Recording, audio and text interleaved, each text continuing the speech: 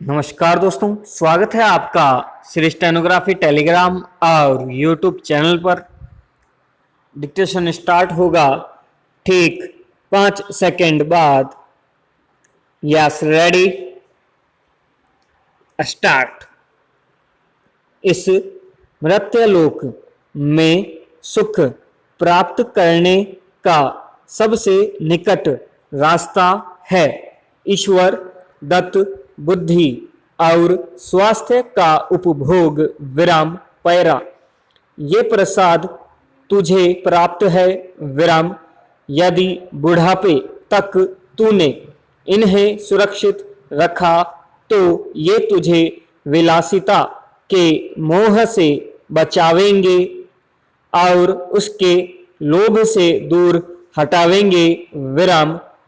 जब विलासिता अपनी बढ़िया प्रलोभन सामग्री और स्वादिष्ट पदार्थ सामने रखने लगती है, जब वह मधुर मुस्कान के साथ तेरी और निहारती और तुझे आनंद भोग में मग्न रहने के लिए उकसाती है, तभी समझ ले कि खतरे का समय आ पहुंचा विराम। बस तर्क को उसके पहरे पर मुस्तैदी के साथ खड़ा कर दे विराम। यदि तूने उसकी बुद्धि के प्रतिपक्षी की बातों पर ध्यान दिया तो समझ ले कि धोखा हुआ और तेरा घात हो जाएगा विराम। जिस आनंद का वह अभिवचन देती है उसका अंत उन्माद और दुख है, और उसके सुख साधन अंत को रोग और मृत्यु के दरवाजे पर ले जाते हैं विराम पैरा। विलासिता की दावत को देख, उसके निमंत्रित मेहमानों पर नजर डाल और उन लोगों को भी निहार जो उसकी मुस्कान पर मुग्ध होकर मोहजाल में फंस गए हैं विराम। क्या वे दुर्बल नहीं दिखाई देते? प्रश्नवाचक। क्या वे रोगी नहीं हैं? प्रश्नवाचक। क्या वे निर्वीर्य नहीं हैं? प्रश्नवाचक। पैरा। उनके आनंदोपभोग का वह अल्प समय भी अंत को बीत जाता है और उसके बाद ऋणता और कष्ट के जी उबा देने वाले दिन आते हैं विराम। देख तो सही, इस विलासिता ने उनकी सुधा को कैसा भ्रष्ट और अरुचिकर बना दिया है, जिससे उन्हें अब उसके बढ़िया से बढ़िया पकवान की जरा भी इच्छा नहीं होती। वे खुद अपने आराध्य देव के ही शिकार हो गए विराम।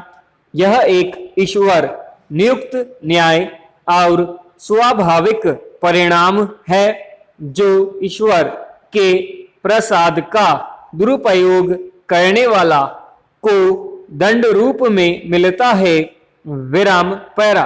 परंतु वह सुंदरी कौन है जो बड़ी शान के साथ कदम उठाती हुई सामने के मैदान में अटखेलियां कर रही है? प्रश्नवाचक। उसके गालों पर गुलाबी छटा है, स्वच्छवास में प्रभात काल की मधुरता है, सरलता और विनय से युक्त आह्लाद की उसकी आंखों में चमक है और आनंद में मग्न होकर वह मीठी तान छेड़ रही है विराम पैरा। उसका नाम है आरोम्य सुंदरी विराम। वह उस व्यायाम की पुत्री है जिसने उसे संयम शक्ति के द्वारा जन्म दिया है विराम। पौरुष और तेज उनके पुत्र हैं विराम। वे खुली हवा में रहते हैं विराम पैरा। वे वीर कृत्यवान और प्रसन्न चित्त हैं। विराम उनकी बहन के समस्त सद्गुण और सौंदर्य उनमें वास करते हैं। विराम पैरा उत्साह उनकी नामों को संचालित करता है। विराम बल उनकी हड्डियों में निवास करता है और परिश्रम उनके लिए दिन भर आनंद का साधन है। विराम पैरा उनके पिता को उद्योगशीलता से उनकी क्षुधा होती है और उनकी माता का परोसा भोजन उनको तरोताजा बनाता है। विराम पैरा मनोविकारों के साथ युद्ध करने में उन्हें आनंद आता है और बुरी आदतों को जीतने में गौरव प्राप्त होता है। विराम पैरा उनका सुख परिमित है। विराम इसीलिए वह टिकाऊ है। विराम उनकी विश्रांति थोड़ी लेकिन गहरी और शांति युक्त होती है। विराम पैरा उनका रक्त शुद्ध है और चित्त शांत। विराम वैद्य तो उनके घर का रास्ता जानते ही नहीं। विराम पैरा परंतु अफसोस विषमबोधक मनुष्य संतान के यहाँ सुरक्षितता का पता तक नहीं और न निःशंकता उसके दरवाजे पर देखी जाती है। विराम पैरा देख बाहर से उसके लिए नित्य नए संकटों का रास्ता खुला हुआ है और भीतर एक विश्वासवातिनी उसको धोखा देने के लिए छिपी बैठी है। विराम पैरा वह अपने लता कुंज में खड़ी होकर मोह जाल फैलानी और उसके मन को आकर्षित कर लेती है। विराम वह कोमलांगी है।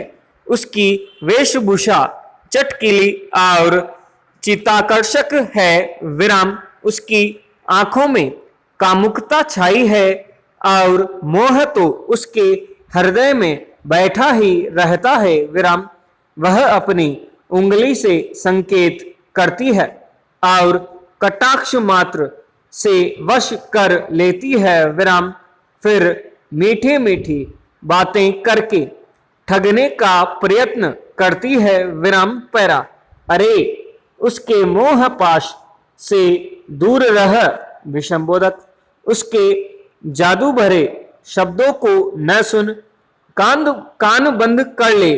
प्रश्नवाचक विषमबोधक यदि उसकी अधमुख आंखों पर मुग्ध हो गया, उसके मृदुल शब्दों में मन लगाया, उसके बाहुपाश में फंस गया तो समझ ले कि वह तुझे सदा के लिए अपना गुलाम बना लेगी। विराम पैरा लज्जा, रोग, अभाव, चिंता और पश्चाताप हमेशा उसके पीछे उनके साथ साथ रहते हैं।